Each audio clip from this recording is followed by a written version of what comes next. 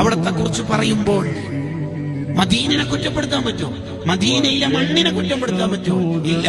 Medina നാട്ടിൽ നമ്മൾ എത്തിയാൽ ആ മദീനയിൽ താമസിക്കുന്ന മുഅ്മിനീങ്ങളെ കുറ്റപ്പെടുത്താൻ പറ്റുമോ? ഇല്ല. സുക്കാനുൽ മദീന, മദീന താമസക്കാരെ കുറ്റപ്പെടുത്തരുത്, പാടില്ല. നമുക്ക് അവിടെ റൗദ ഷരീഫിന്റെ അടുത്തെത്തിയപ്പോ കുറെ നേരം ദുആ എടുക്കാനൊന്നും അവിടുത്തെ മുത്തപ്പ നമ്മളെ അനുവദിച്ചില്ല. ഹജ്ജ് നമ്മളോട് വേഗം പോകാൻ പറഞ്ഞു. അപ്പൊ അയാളെ കുറ്റപ്പെടുത്താൻ പറ്റുമോ? അതും പറ്റില്ല. എത്ര കിതാബുകൾ അവർ, കാരണം അവര് റസൂലുള്ളാഹിന്റെ നാട്ടുകാരാണ് സ്വല്ലല്ലാഹു അലൈഹി വസല്ലം.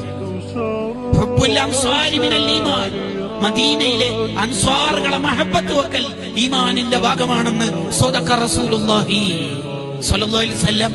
മദീനയിലെ ഈന്തപ്പന മരത്തിന് പ്രത്യേകത, മദീനയിലെ ഈന്തപ്പഴത്തിന് മഹത്വം, മദീനയിലെ കാറ്റിന് മഹത്വം, മദീനക്ക് മഹത്വം.